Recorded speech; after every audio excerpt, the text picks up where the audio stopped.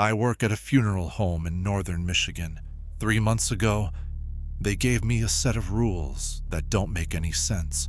But after what I experienced last Tuesday, I'm starting to understand why these rules exist. And honestly, I wish I never had to find out. My name is Sarah, and I've been working at Evergreen Memorial Services for about 8 months now. It's a small, family-owned funeral home that's been serving our community for over 70 years. The building itself is this old Victorian mansion that was converted back in the 1950s, the type. Tall ceilings, creaky wooden floors, and way too many shadows in the corners. When I first started, everything seemed normal. Well, as normal as a funeral home can be. I was hired as a night attendant, which basically means I'm responsible for keeping watch over the facility during overnight hours. The pay was decent. The work wasn't too demanding. And honestly, dead people don't bother me much. They're quieter than the living, if you know what I mean. But 3 months ago, everything changed. Mr. Hartwell, the owner, called me into his office on a Monday morning. He looked different, tired, maybe even scared. His hands were shaking slightly as he handed me a manila envelope. "Sarah," he said, his voice barely above a whisper. I need you to follow these rules exactly. No exceptions, no questions. Your safety depends on it." I thought he was being dramatic. What could possibly happen in a funeral home that would require special safety rules beyond the standard protocols? I was about to find out that some questions are better left unasked. The envelope contained a single sheet of paper with 7 rules typed in old-fashioned font. At the top, it simply said, "Night Shift Protocol, Confidential." Here's what it said. Rule number 1. Never enter the preparation room between 2 a.m. and 4 a.m. If you hear sounds coming from inside during these hours, ignore them completely. Rule number 2. If you see a woman in a white dress walking the halls, do not acknowledge her presence. Do not speak to her, do not make eye contact, and do not follow her. Rule number 3. The third viewing room must remain locked at all times between midnight and sunrise. If the door is found open, close it immediately and do not look inside. Rule number 4. If the elevator moves on its own, let it. Do not attempt to stop it or see where it goes. Rule number 5. Never answer the phone after 3 a.m. unless it rings exactly 7 times. If it rings any other number of times, let it go to voicemail. Rule number 6. If you smell roses in the basement, leave the building immediately and do not return until sunrise. Rule number 7. Always keep the front desk light on. If it goes out, replace the bulb immediately, even if you just changed it. I stared at the paper for a long time, waiting for Mr. Hartwell to tell me it was some kind of joke, but his expression remained deadly serious. "I know how this sounds," he said, "but my family has run this business for 3 generations. These rules, they're written in blood, Sarah. Follow them, and you'll be fine. Break them." He paused, his eyes distant. "Just don't break them. Now, before you start thinking I should have quit right then and there. Let me explain something. I needed this job. My student loans weren't going to pay themselves, and night shift work paid significantly better than anything else I could find in our small town. Plus, I've always been a bit of a skeptic when it comes to supernatural stuff. I figured these were just old superstitions that had been passed down through the family. How wrong I was. For the first 2 months, nothing happened. I followed the rules mostly out of respect for Mr. Hartwell, but I'll admit there were times when my curiosity got the better of me.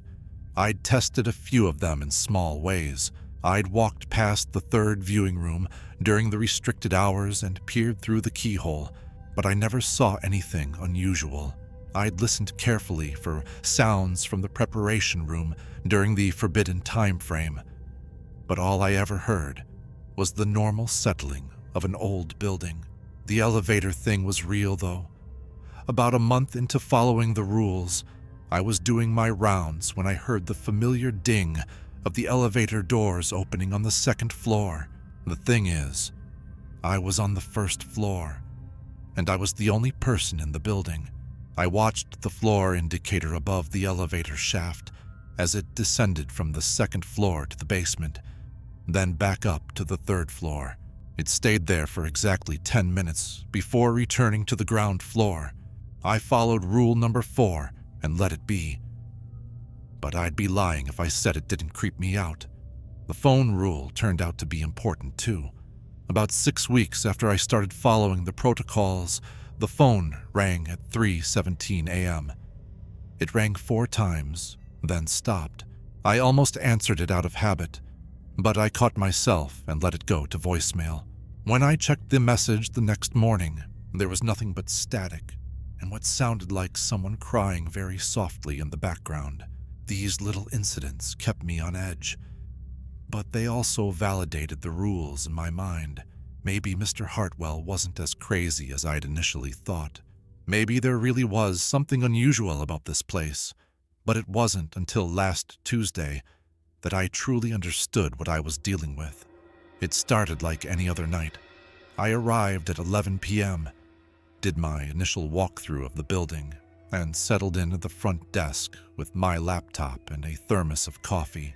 We had 3 viewings scheduled for the following day, which meant 3 occupied rooms on the second floor. This wasn't unusual. We regularly handled multiple services. The first few hours passed without incident. I caught up on some online coursework, responded to a few emails, and did my hourly security rounds. Everything was normal until about 1:30 a.m. That's when I started hearing the music. It was faint at first, so quiet that I thought it might be coming from outside, but as I listened more carefully, I realized it was coming from somewhere inside the building. It sounded like a piano, a slow, melancholy melody that I didn't recognize. Now, we do have a piano in the main chapel. It's an old upright that's used during some of the services, but it's on the first floor, and the music seemed to be coming from above me. I checked the time. 1:45 a.m., still 15 minutes before the preparation room restriction kicked in, and the music wasn't coming from there anyway. None of the other rules seemed to apply to this situation, so I decided to investigate. I took the elevator to the second floor, following the sound. As I walked down the hallway past the viewing rooms, the music grew louder. It was definitely a piano, and it was beautiful in a haunting sort of way. The melody was complex, with intricate harmonies that spoke of professional skill. The sound was coming from the third viewing room. I stopped in front of the door, my hand hovering over the handle. Rule number 3 clearly stated that the third viewing room should remain locked between midnight and sunrise, but it was only 1:50 a.m., and the music was so beautiful. Maybe someone had left a radio on, or maybe there was some kind of electronic device playing music for the deceased inside. I tried to rationalize it, but deep down, I knew something wasn't right. The music was too clear, too present to be coming from a recording. It had the subtle imperfections and emotional nuances that only come from a live performance. Against my better judgment, I tested the door handle. It turned easily. The room was unlocked. According to rule number 3, I should have closed the door immediately, without looking inside. But the music was so compelling, so achingly beautiful, that I found myself pushing the door open just a crack. The viewing room was dimly lit by the usual funeral home lighting, soft and respectful. I could see the casket at the far end of the room, surrounded by flower arrangements, but there was no piano visible, and certainly no pianist. The music continued, filling the room with its haunting melody. It seemed to be coming from everywhere and nowhere at once. I was about to close the door when I saw her. A woman in a white dress was standing beside the casket. She had long, dark hair that fell to her waist, and she was facing away from me. She appeared to be looking down at whoever was lying in the casket. My blood ran cold as I remembered rule number 2. If you see a woman in a white dress walking the halls, do not acknowledge her presence. But she wasn't walking the halls. She was standing perfectly still in the viewing room. Did the rule still apply? As if sensing my presence, the woman slowly began to turn toward me. I slammed the door shut. My heart was pounding so hard, I thought it might burst out of my chest. I stood there for a moment, trying to process what I had just seen. The music had stopped the instant I closed the door, leaving me in the familiar silence of the funeral home. I checked my watch. 2:03 a.m. Rule number 1 had just kicked in. I couldn't enter the preparation room for the next 2 hours, but more importantly, I had just violated rule number 3, and possibly rule number 2 as well. I hurried back to the front desk, my hands shaking as I tried to focus on my laptop screen. But I couldn't concentrate. The image of that woman in white kept flashing through my mind. There had been something wrong with the way she moved, something unnatural about the way she'd begun to turn toward me. At 2:15 a.m., I heard footsteps in the hallway upstairs, slow, measured footsteps, like someone walking with purpose. They moved from the direction of the third viewing room toward the elevator. I held my breath as I heard the elevator doors open, then close. The floor indicator showed it descending from the second floor to the first. The woman in the white dress was coming downstairs.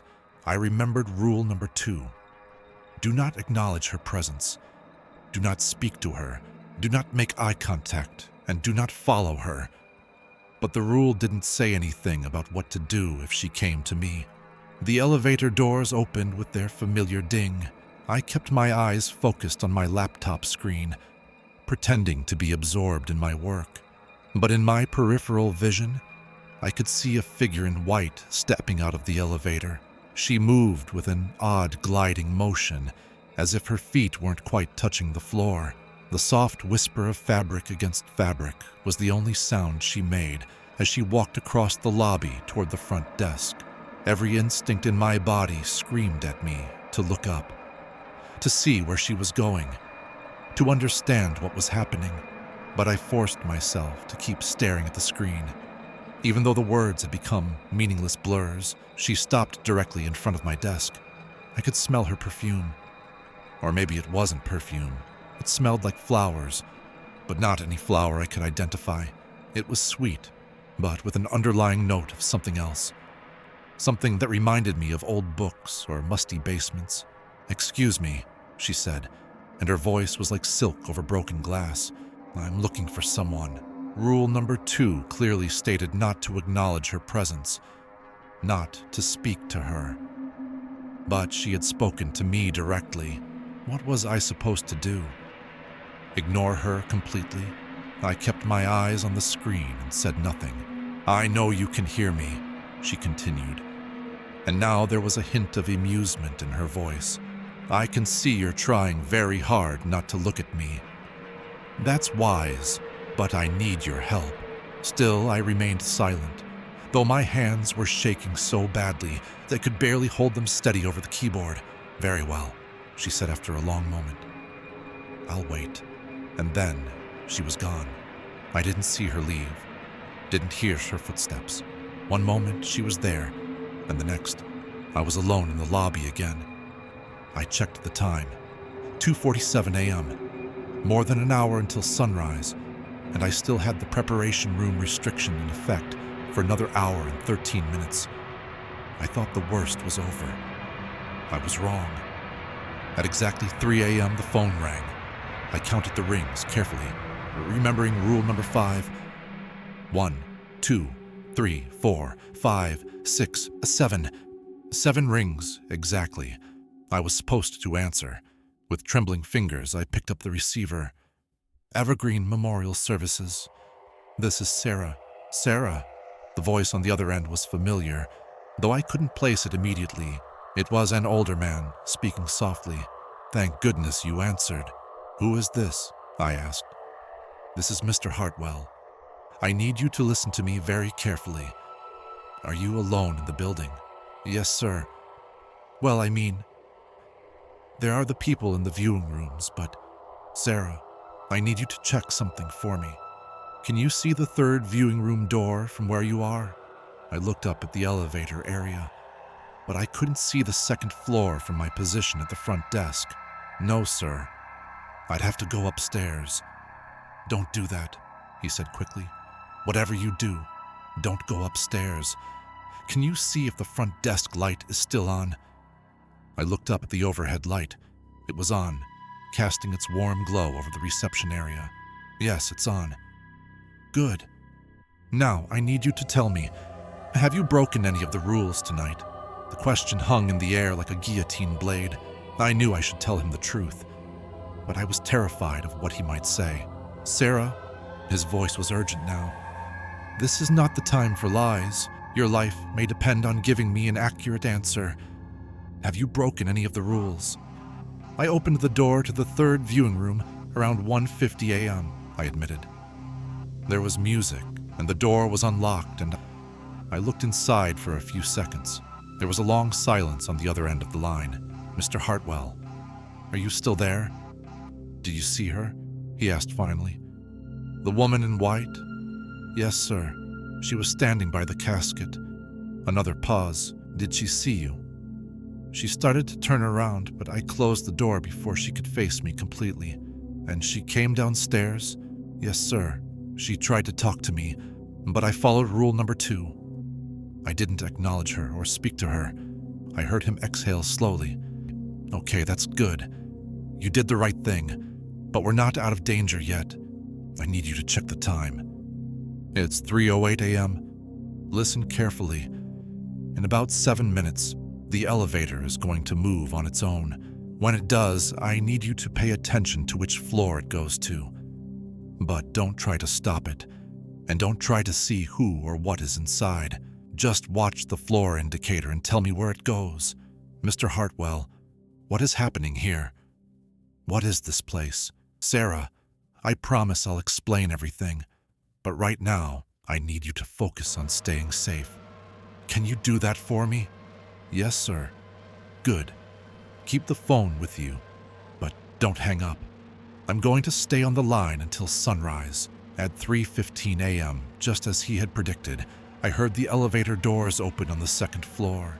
I watched the floor indicator as it descended from 2 to 1, then continued down to the basement. It went to the basement, I reported. How long has it been there? I checked my watch. About 30 seconds so far. We waited together in silence, me watching the elevator indicator and him breathing quietly on the other end of the phone. After exactly 5 minutes, the elevator began moving again. It rose from the basement to the first floor, then continued to the second floor, where it stopped. It's back on the second floor, I said. Good. That's very good. Now, I need you to look around the lobby. Do you see anything unusual? Any changes from when your shift started? I scanned the reception area carefully. Everything looked the same. The comfortable seating areas, the soft lighting, the flower arrangements, the guest registry book on its pedestal. Wait, the guest registry book was open. I was sure it had been closed when I arrived for my shift. The guest book is open, I said. Can you see if anything is written in it from where you are? I squinted at the book, but the distance and lighting made it impossible to read. No, I can't make it out from here. Don't go look at it, he said quickly. Just leave it alone, Mr. Hartwell. I need to understand what's happening. Who is the woman in white? Why do these rules exist? He was quiet for so long that I thought he might have hung up. Finally, he spoke. Her name was Margaret Ashford. She died in 1952, 3 days before her wedding. She was only 22 years old. She's buried here. No, she's not buried anywhere. That's the problem. You see, back in 1952, my grandfather ran this place. Margaret, she was involved with a married man. When she died, his wife refused to allow Margaret to be buried in the town cemetery, said she was a harlot who didn't deserve to rest in consecrated ground. I felt a chill run down my spine. My grandfather was a good man. but he was also a businessman. The married man paid him a considerable sum too. My grandfather was a good man, but he was also a businessman. The married man paid him a considerable sum to make Margaret disappear. So my grandfather cremated her body without any ceremony, without any prayers, and scattered her ashes in the woods behind the building. I could barely process what he was telling me. But that's horrible. It gets worse. You see, Margaret doesn't know she's dead. She's been wandering these halls for over 70 years, looking for her fiancé. She thinks she's late for her own wedding. The thing is, her fiancé died in Korea in 1953. He never knew what happened to her. So she's trapped here? We think so. My father tried to have the building blessed several times over the years, but it never worked. Margaret always comes back. The rules, they're the only way we've found to coexist with her safely. What happens if someone breaks the rules? There was another long pause. Honestly, I wasn't sure I did, but I needed to understand what I was dealing with. Yes, in 1987, we had a night attendant named Robert Chen. Good man, worked here for 3 years without any problems. But one night, he got curious about rule number 3. He not only opened the door to the 3rd viewing room during the restricted hours, he went inside. What happened to him? We found him the next morning in the basement. He was sitting in a chair, perfectly composed, but his hair had turned completely white. He was catatonic, wouldn't speak, wouldn't respond to anything. He just sat there, staring at nothing. My hands were getting sweaty holding the phone. Is he still? He's in a care facility now. Been there for 36 years. The doctors say there's nothing physically wrong with him, but mentally, it's like his mind just broke. I thought about how close I'd come to entering that room myself. What did he see in there? We don't know. He's never spoken a word since that night, but there were scratch marks on the inside of the viewing room door, like someone had been trying to claw their way out. The strange thing was, the scratches were about 7 feet off the ground. I felt sick to my stomach. Mr. Hartwell, I don't think I can do this job anymore. Sarah, I understand completely, but right now I need you to make it through the next few hours. Can you do that for me? I checked the time. It was 3:34 a.m., a little over 2 hours until sunrise. I think so. Good. Now, tell me, can you smell anything unusual right now? I took a careful breath. The lobby smelled like it always did. Flowers, furniture polish, and that faint, medicinal smell that seems to permeate all funeral homes. No, nothing out of the ordinary. That's good. If you smell roses, especially strong roses like you might smell in a garden, you need to leave immediately. Don't worry about locking up. Don't worry about anything. Just get out. Why roses? We're not entirely sure, but we think it means Margaret is getting agitated. The few times people have reported smelling roses, bad things have happened shortly after. As if on cue, I caught a faint whiff of something floral. My heart started racing. Mr. Hartwell, what is it? I took another breath, trying to identify the scent. It was definitely flowers, but it wasn't roses. It was something else. Something I'd smelled earlier in the evening. I smell flowers, but I think it's the same perfume the woman was wearing when she came downstairs. That's different. That just means she's nearby. As long as it doesn't change to roses, you should be okay. Should be okay. Not exactly reassuring, but it was better than nothing. Can you tell me about the other rules? I asked. I mean, I've experienced some of them, but I'd like to understand what they're for. Rule number 1 exists because Margaret spends those hours in the preparation room. We don't know why, but between 2 and 4 a.m. she's drawn there. People who have violated that rule report hearing crying, sometimes screaming. One person said they heard what sounded like a wedding march being hummed. And rule number 4, the elevator, Margaret uses the elevator to move between floors. Sometimes she's looking for her fiancé. Sometimes she's just restless. The elevator seems to respond to her presence. If you try to interfere with it or use it while she's using it, things can go very wrong. What about rule number 5? The phone rule. That's an interesting one. We get calls at night sometimes. Most of them are from Margaret herself, though we don't understand how. The calls that don't ring exactly 7 times, those are different.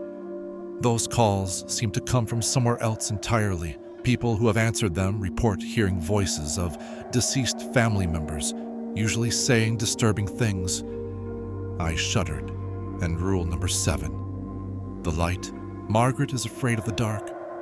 Well, not afraid exactly, but she becomes more active, more aggressive when the lights go out. The front desk light acts as a kind of anchor point. As long as it's on, she tends to avoid the main lobby area. Has anyone ever tried to help her?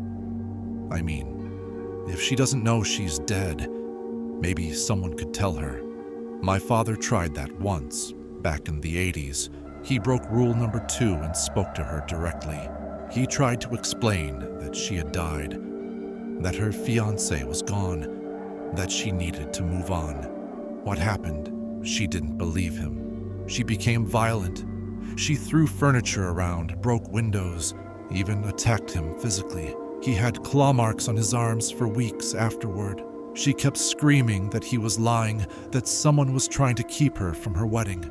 I was beginning to understand the weight of the situation I was in. This wasn't just some ghost story or old superstition. This was a real, dangerous entity that had been trapped in this building for over 70 years. Mr. Hartwell, why don't you just close the funeral home? Move the business somewhere else? We've thought about it. But Margaret isn't tied to the building. She's tied to the land. My grandfather scattered her ashes in the woods behind the property. As long as her remains are there, she'll be here too. And besides, this business has been in my family for 3 generations. It supports 12 families in our community. We can't just abandon it.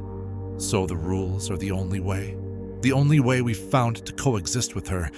Yes, follow the rules, and she mostly leaves the living alone. Break them. He didn't need to finish the sentence. I checked the time again. 4:03 a.m. The preparation room restriction had just ended, but I had no intention of going anywhere near that part of the building. Mr. Hartwell, there's something else I need to tell you. When I was looking into the 3rd viewing room, there was music playing. Piano music. It was beautiful, but there was no piano in the room. She was a pianist, he said quietly. According to the old records, she was quite talented. She was supposed to play at her own wedding. The music stopped as soon as I closed the door. That's good. That means you didn't break the rule completely. You looked, but you didn't enter the room, and you didn't interact with her directly. At 4:15 a.m., I heard footsteps again. This time, they were coming from the basement. Slow, deliberate steps climbing the stairs that led from the basement to the 1st floor. She's coming upstairs from the basement. I whispered into the phone. Just remember rule number 2. Don't acknowledge her. Don't make eye contact. The footsteps reached the 1st floor and began moving through the hallway that connected the basement stairs to the main lobby. I kept my eyes focused on my laptop screen, but I could see movement in my peripheral vision. She was wearing the same white dress, but now I could see it more clearly. It was a wedding dress, an elegant 1950s style with long sleeves and a full skirt. The fabric seemed to shimmer in the low light, and I realized it wasn't quite solid. I could see through her, just slightly, like looking through frosted glass. She walked past the front desk without stopping this time, heading toward the main chapel. I heard the chapel doors open and close. She went into the chapel, I reported. That's normal. She spends a lot of time there. I think she's waiting for the wedding ceremony to begin. About 10 minutes later, I began to hear music again. Not piano this time, but singing. A woman's voice, clear and beautiful, singing what sounded like a hymn. The melody was hauntingly sad, and even though I couldn't make out all the words, it made me want to cry. "She's singing?" I whispered. "Let her sing. Don't go listen. Don't try to see what she's doing. Just let her be." The singing continued for almost an hour. Sometimes it was hymns. Sometimes it was what sounded like love songs from the 1940s and 50s. Her voice was incredible. Professional quality, full of emotion and skill. It was beautiful and heartbreaking at the same time. At 5:23 a.m., the singing stopped abruptly. A few moments later, I heard the chapel doors open again. The footsteps moved through the lobby, past the front desk, and toward the elevator. I watched the floor indicator as the elevator rose to the second floor. "She's gone back upstairs," I said. "Good. We're almost through the worst of it. Sunrise is at 6:47 a.m. Once the sun comes up, she becomes much less active. Does she disappear during the day?" "Not exactly. She's still here, but she's much weaker. During daylight hours, most people can't see her at all.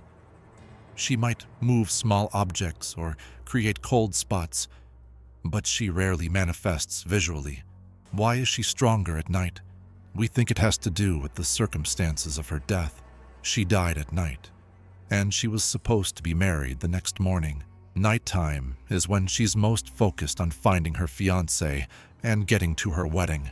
As we approached sunrise, I felt myself beginning to relax. The immediate danger seemed to be passing, and I had managed to follow most of the rules correctly.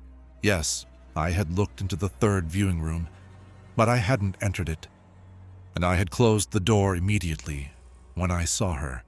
At 6:30 a.m., the first hints of dawn began showing through the windows.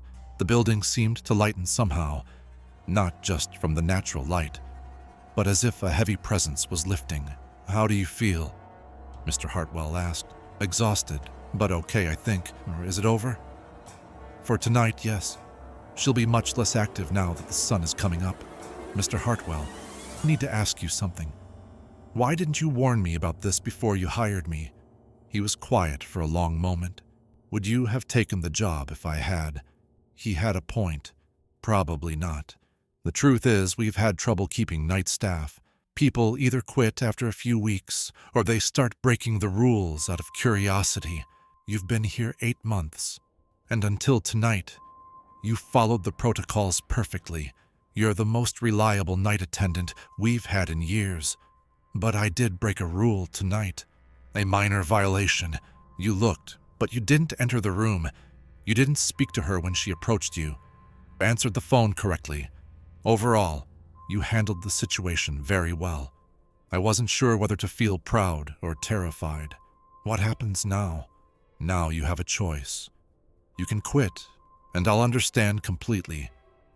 Or you can stay, with full knowledge of what you're dealing with. The pay would increase significantly, double what you're making now. Double my salary would solve a lot of problems. But was it worth the risk? Can I think about it? Of course. Take your time.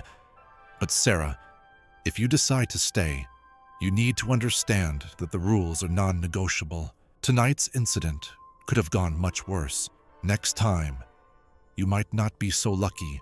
At 7 a.m., my replacement arrived for the day shift. Jenny was a cheerful woman in her 50s who had been working in the funeral home for over 10 years. She greeted me with her usual smile, completely unaware of what I had been through during the night. "How was your shift, dear?" she asked as she settled in at the front desk. "Quiet," I said, which was technically true. Mr. Hartwell arrived about 30 minutes later. He looked tired, with dark circles under his eyes, but he seemed relieved to see me. "Sarah, thank you for handling everything so professionally last night. Why don't you take a few days off to think things over? Paid leave, of course." I gathered my things and headed for the parking lot, eager to get away from the building and process what had happened. But as I reached my car, I couldn't help but look back at the Victorian mansion that housed at Evergreen Memorial Services. For just a moment, I thought I saw a figure in white, standing at one of the second-floor windows, but when I blinked and looked again, there was nothing there. Over the next 3 days, I found myself thinking constantly about Margaret Ashford. I researched her story, looking through old newspaper archives at the local library. I found her obituary from 1952, a brief, cold notice that mentioned her death, but said nothing about her life, her talents, or her dreams. I also found records of her fiancé, Thomas Mitchell. He had been a teacher at the local high school, known for his kindness and his love of music. He had enlisted in the army 6 months after Margaret's death and was killed in action in Korea in 1953. The more I learned about their story, the sadder it became. 2 young people who loved each other, separated by death and circumstance, never knowing that they would both die before they could be reunited.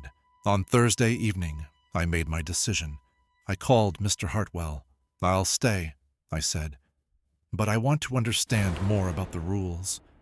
And I want to know if there's any way to help her." "Help her? She's been trapped here for over 70 years. There has to be some way to help her move on. Sarah, I appreciate your compassion, but many people have tried to help Margaret over the years. It never ends well. Maybe they went about it the wrong way. Maybe instead of trying to convince her she's dead, someone needs to help her understand that her fiancé is waiting for her somewhere else. That's actually not a terrible idea. But how would you propose to do that safely? I don't know yet, but I'd like to research it. Maybe there's something in your family's records, or maybe I can find someone who specializes in this kind of thing.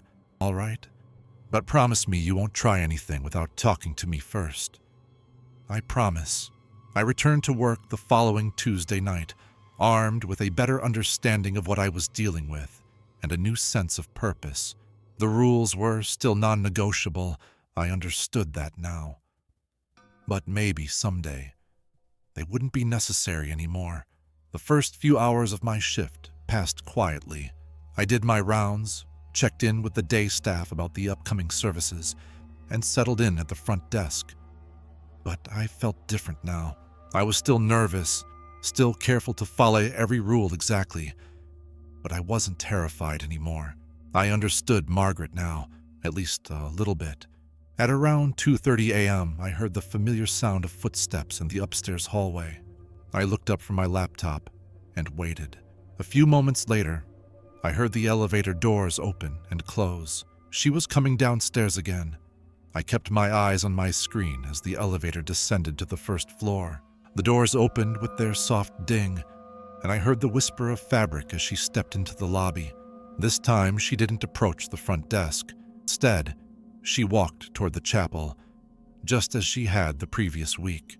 I heard the chapel doors open and close. A few minutes later, the singing began. Night she was singing Ave Maria. Her voice was even more beautiful than I remembered, pure, clear, and filled with longing. As I listened, I found myself thinking about Thomas Mitchell, the man she was supposed to marry. Did she sing for him? Was she practicing for a wedding that would never come? The song ended, and there was silence for several minutes. Then she began singing again. This time, a song I recognized from the 1940s, "I'll Be Seeing You." It was a song about separation, about waiting for someone to return. As she sang, I made a decision that probably wasn't very smart, but felt necessary. I pulled out my phone and began recording her voice. I know it sounds crazy, and I know it violated the spirit of the rules, if not the letter. But I wanted to preserve this moment, this beautiful, tragic voice singing in an empty chapel at 3 a.m. The song lasted about 4 minutes. When it ended, I stopped recording and quickly put my phone away. A few moments later, I heard the chapel doors open again. But this time, instead of returning to the elevator, the footsteps came toward the front desk. My heart started racing as I realized what was happening. She was coming to see me again. I kept my eyes focused on I kept my eyes focused on my laptop screen as the footsteps approached. She stopped directly in front of the desk, just as she had the week before. The sweet, floral scent filled the air around me. "You were listening," she said, and her voice was softer than before, less demanding. "I could feel you listening." I remembered rule number 2 and remained silent, but my hands were trembling slightly on the keyboard. "I know you can hear me," she continued, "and I know you're trying to follow the rules, but I need to tell you something important." The silence stretched between us. I could feel her presence like a weight in the air, but I forced myself not to look up. "He's not coming, is he?" she asked, and there was something heartbreaking in her voice. "Thomas, he's not coming to the wedding." My heart clenched at the pain in her words, but I maintained my silence. "I've been waiting so long," she whispered. "I've been getting ready, practicing my songs, making sure everything is perfect. But he never comes." I heard the rustle of fabric as if she was adjusting her dress. "Sometimes I remember things," she continued. "Fragments, like pieces of a broken mirror. I remember cold and darkness and someone saying prayers, but then the memories slip away, and I'm back to waiting for the wedding." I wanted so badly to respond, to tell her that Thomas had loved her, that he had died waiting for her too.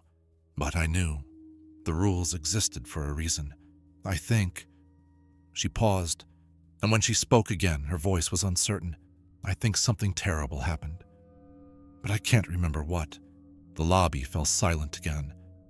I could sense her standing there, waiting for some kind of response that I couldn't give. Finally, I heard her sigh, a sound so full of loneliness that it made my chest ache. "Perhaps tomorrow he'll come," she said quietly.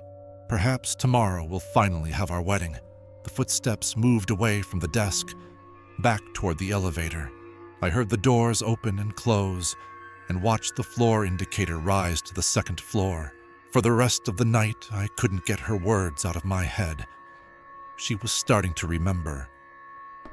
After 70 years, something was changing.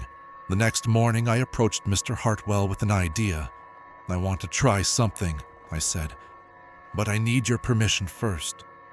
He looked wary. "What kind of something?" "I think Margaret is beginning to remember what happened to her. Last night, she said she remembers fragments. Cold, darkness, prayers. I think she's starting to piece together that she died. That could be very dangerous, Sarah. When people have tried to force her to confront her death before, she's become violent. I'm not talking about forcing anything. What if instead of telling her she's dead, someone told her that Thomas is waiting for her somewhere else, that he couldn't make it to the wedding, but he's waiting for her to join him?" Mr. Hartwell was quiet for a long moment. "That's actually not the worst idea I've heard. But how would you communicate that without breaking rule number 2? What if we left something for her to find? A letter, maybe, or some kind of message that would help her understand from who? She'd recognize that it wasn't from Thomas.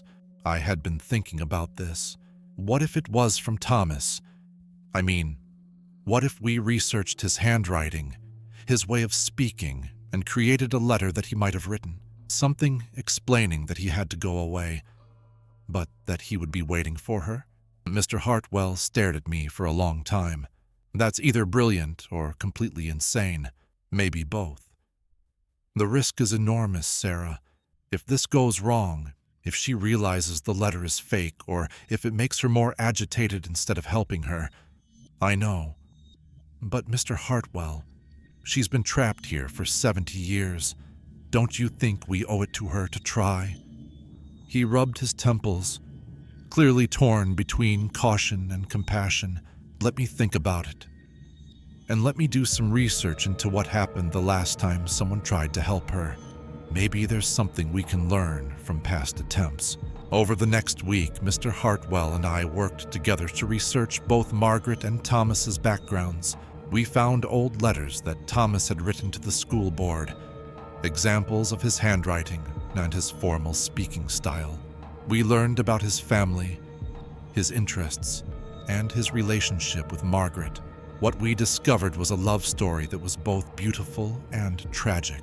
Thomas had been deeply committed to Margaret, despite the social pressure against their relationship.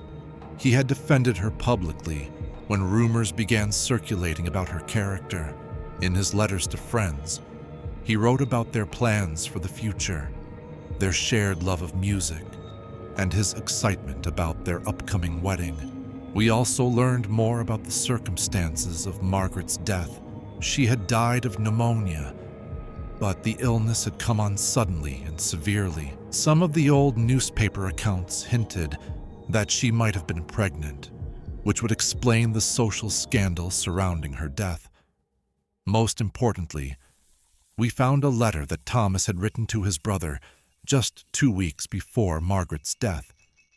In it, he mentioned that he was planning to surprise Margaret with a special song at their wedding, a piece he had been composing just for her. "This might be the key," Mr. Hartwell said as we read the letter together. "If we could reference this song, something only Thomas would have known about, why, it might convince her that the message is really from him." We spent hours crafting the letter, trying to capture Thomas's voice and writing style. The final version read, "My dearest Margaret, I know you have been waiting for me, and I am so sorry that I could not come to you sooner. Something happened that took me away from our wedding day, but I want you to know that my love for you has never wavered. I have been waiting for you in a place where there is no more pain, no more suffering, and no more cruel words from those who would judge us. I have been composing our song, the one I wanted to surprise you with at our wedding. It is more beautiful than anything I ever created, because it was written from a heart full of love for you. The chapel where I wait is filled with the most beautiful music, and there are no shadows, no cold, no fear. But it is empty without you, my darling. I cannot begin the ceremony until you join me. You must let go of that place where you have been waiting. Come to me, Margaret. Our wedding can finally take place, but not there. Here, where love conquers all, where we can be together forever without shame or judgment. Listen for my voice calling to you. Feel my hand reaching for yours. Step away from the darkness and into the light where I am waiting. All my love, now and always. Thomas." It was risky. If Margaret suspected the letter was fake, or if it made her more agitated instead of helping her find peace, the consequences could be severe. But we both felt that the potential reward was worth the risk. The plan was to place the letter in the third viewing room, the room where Margaret spent most of her time during the restricted hours. We would leave it on the table beside the guest registry. Somewhere she would be sure to find it. On Thursday night, I arrived for my shift with the letter in an envelope, addressed to my beloved Margaret, in handwriting that closely matched Thomas's style. Mr. Hartwell had decided to stay in the building during my shift, hiding in his office in case something went wrong. The first part of the night passed normally. I did my rounds, settled in at the front desk, and waited. At 1:45 a.m., I took the envelope upstairs and placed it on the table in the hallway outside the third viewing room. According to our research, Margaret usually visited that room around 2:15 a.m. I returned to the front desk and waited, my heart pounding with nervous anticipation. At 2:18 a.m., I heard footsteps in the upstairs hallway. A few minutes later, the footsteps stopped, presumably outside the third viewing room where the letter was waiting. The building fell completely silent. For almost 20 minutes, there was no sound at all. No footsteps, no doors opening or closing, no elevator movement. It was as if the entire building was holding its breath. Then, at 2:39 a.m., I heard something I had never heard before, sobbing, deep, heartbroken sobs that seemed to come from everywhere at once. The sound was so full of pain and longing that it made me want to cry myself. Margaret had found the letter, and she was reading it. The crying continued for several minutes, growing softer until it finally stopped altogether. Then I heard footsteps again, but they were different now, lighter, almost floating. The elevator doors opened on the second floor, and I watched the floor indicator descend to the first floor. When the doors opened, I could see her more clearly than ever before. She was still wearing the white wedding dress, but she looked different, more solid, more present, and she was carrying the letter. She walked across the lobby toward the front desk, but she didn't stop this time. Instead, she walked past me toward the main entrance. I turned to watch her go, forgetting rule number 2 in my amazement at what was happening. She stopped at the front doors and turned back to look at me. For the first time, we made direct eye contact. Her eyes were the most beautiful shade of blue I had ever seen, but they were filled with tears. She smiled at me, a grateful smile that lit up her entire face. "Thank you," she whispered. Then she turned back to the doors, pushed them open, and walked out into the night. I sat there in stunned silence, watching through the glass doors as her figure moved across the parking lot toward the woods behind the building. As she walked, she seemed to become more and more translucent, till finally, she faded away completely. The building felt different immediately, lighter somehow, as if a great weight had been lifted. The oppressive atmosphere that had always lingered in the corners was gone, replaced by something that felt almost like gratitude. Mr. Hartwell emerged from his office a few minutes later, his face pale but hopeful. "Did it work?" he asked. "She's gone," I said, still barely believing it myself. "She read the letter, and then she left. She thanked me, Mr. Hartwell. She actually thanked me." We spent the rest of the night talking, processing what had happened, and beginning to understand the magnitude of what we had accomplished. After 70 years, Margaret Ashford was finally free to join the man she loved. Over the next few weeks, it became clear that Margaret was truly gone. The building felt completely normal for the first time in decades. The elevator stopped moving on its own. The phones stopped ringing at strange hours. The third viewing room could be left unlocked without any consequences. But the most telling sign was the music. One night, about 2 weeks after Margaret's departure, I was doing my rounds when I heard something beautiful drifting through the building. It was piano music, but it was different from Margaret's lonely melodies. This music was joyful, celebratory. It sounded like wedding music. The music lasted for about 10 minutes, then faded away, and I never heard it again. But I like to think it was Thomas and Margaret finally having their wedding in whatever place they had found together. Mr. Hartwell decided to retire the rule sheet after that. There was no need for it anymore, but he kept it in his office, framed on the wall, as a reminder of the strange chapter in his family's history. I stayed on as the night attendant for another year before moving on to finish my degree, but I'll never forget my time at Evergreen Memorial Services. And I'll never forget Margaret Ashford. Sometimes when I drive past the old Victorian building, I think about what we accomplished that night. We didn't just follow rules to coexist with a ghost. We helped the lost. We reunited 2 people who had been separated by death and cruelty, and we gave them the wedding they had always dreamed of.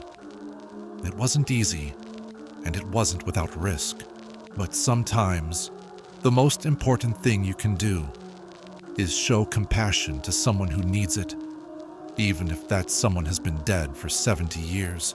If you're ever in northern Michigan and you happen to drive past an old Victorian funeral home called Evergreen Memorial Services, take a moment to think about Margaret and Thomas. They're not there anymore, but their story is a reminder that love really can conquer all. Sometimes it just takes a little help from the living, and if you ever find yourself working the night shift at a place with strange rules, remember that those rules usually exist for good reasons. But sometimes, the right kind of rule breaking can set someone free. Thank you for listening to my story. If you enjoyed this tale of late-night encounters and impossible love, please give this video a like and subscribe to Chronicles of Curiosity for more stories from these strange corners of our world. Have you ever experienced something unexplainable during a night shift? Share your stories in the comments below. I'd love to hear about your encounters with the unknown. Till next time, keep your curiosity alive, and remember that not all mysteries are meant to remain unsolved. Some are just waiting for someone brave enough to help write their ending.